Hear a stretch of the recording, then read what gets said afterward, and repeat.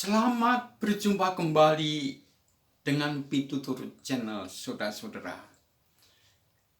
Pernahkah saudara mendengar kata Yom Kippur? Mungkin saudara menjawab, oh ya, saya tahu itu.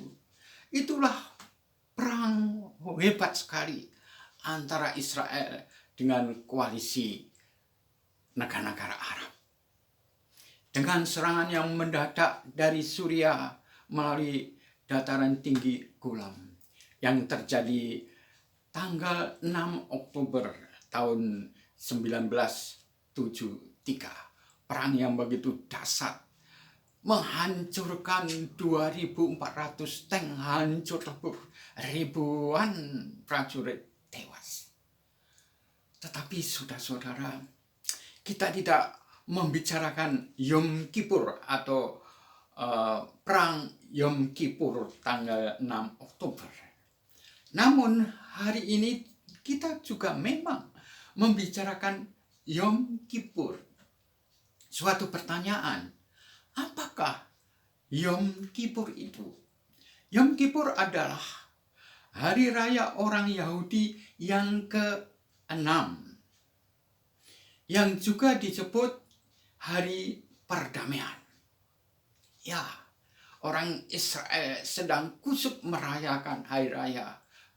Pada waktu itu terjadilah perang. Perang itu disebut perang Yom Kippur. Padahal Yom Kippur itu adalah hari raya orang Yahudi. Kita mengetahui bahwa ada 7 hari raya orang Yahudi. Sungguh sangat unik. Karena hari raya orang Yahudi mengandung unsur historis dan profetik atau nubuatan. Hari raya yang pertama yang dimulai dari Paskah atau Pesah sampai yang keempat yaitu hari raya Pentakosta sudah bersifat historis semuanya, sudah digenapi. Namun ada 2 hari raya yang belum dikenapi meskipun itu juga bersifat sejarah, yaitu hari raya kelima yang disebut Yom Teruah atau Rosh Hashanah, dan hari raya yang ke-6 yang disebut Yom Kippur atau hari raya perdamaian. Nah, saudara-saudara, nubuatan tentang hari raya yang ke-6 ini ditulis di dalam Perjanjian Lama maupun dalam Perjanjian Baru. Dalam Perjanjian Lama, kita baca di dalam kitab Yudas 1 ayat 14 dikatakan, juga tentang mereka Henoh, keturunan ke-7 dari Adam, telah bernubuat, katanya, sesungguhnya Tuhan datang dengan beribu-ribu orang kudusnya. Henos, seorang yang hidup dekat dengan Tuhan, sudah menubuatkan Tuhan datang dengan beribu-ribu orang kudusnya. Sedangkan dalam Perjanjian Baru ditulis di dalam 3 kitab Injil, yaitu Matius, Markus, dan Lukas, yang menyatakan hal yang sama meskipun lebih lengkap. Kalau kita baca di dalam kitab Injil Matius, pasal yang ke-24, ayat yang ke-30, ya, kita ulangi, Matius 24, ayat yang ke-30, kita akan baca demikian. Pada waktu itu akan tampak tanda Anak Manusia di langit, dan semua bangsa di bumi akan meratap, dan mereka akan melihat Anak Manusia itu datang di awan-awan di langit dengan segala kekuasaan dan kemuliaannya. Ya.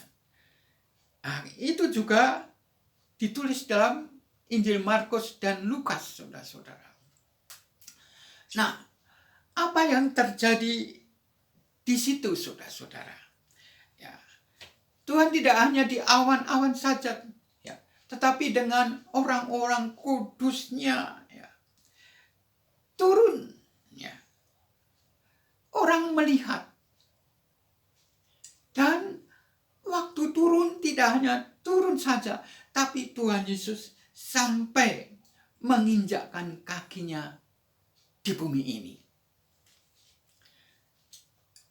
Apa yang terjadi itu, saudara-saudara, tertulis ya di dalam kitab Sakaria pasal 14 ayat 14. Tapi sebelum kita baca itu, kita lihat juga, saudara-saudara, apa yang dikatakan oleh mereka para rasul dan Henokh itu, saudara-saudara, juga sebagai penggenapan apa yang terjadi dalam Kisah Rasul-Rasul 1 ayat 9 sampai 11. Kita mengetahui bahwa murid-muridnya pada waktu itu sedang berkumpul bersama-sama Tuhan Yesus. Lalu dia naik ke atas. Mereka terpesona.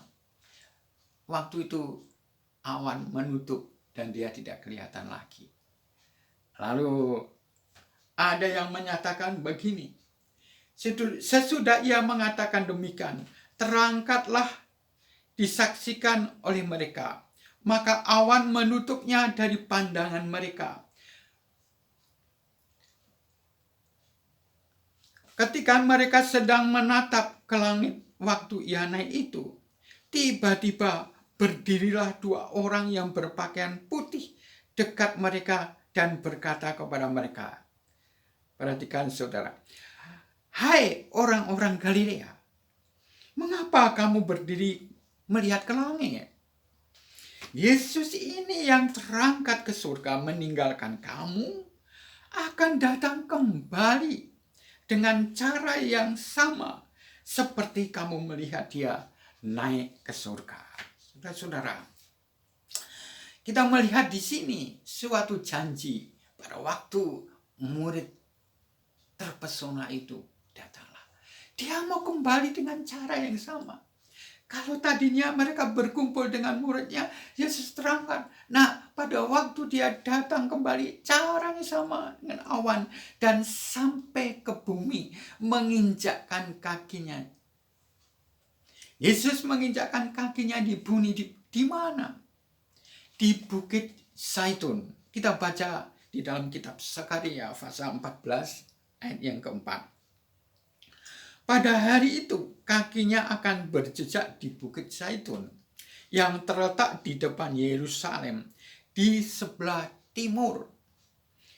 Bukit Zaitun itu akan terbelah dua dari timur ke barat sehingga menjadi suatu lembah yang sangat besar. Ya, Yesus bersama orang-orang kudusnya menginjakkan kakinya di Bukit Zaitun. Apa nama tempat itu? Kita baca di dalam Wahyu 16 ayat 16, mudah dihafal ya. Dikatakan demikian. Karena peperangan itu terjadi di Harmagedon, yang dalam bahasa Ibrani disebut Harmagedon. Karena peperangan itu terjadi di Harmagedon, maka terjadilah yang dinamakan Perang Harmagedon.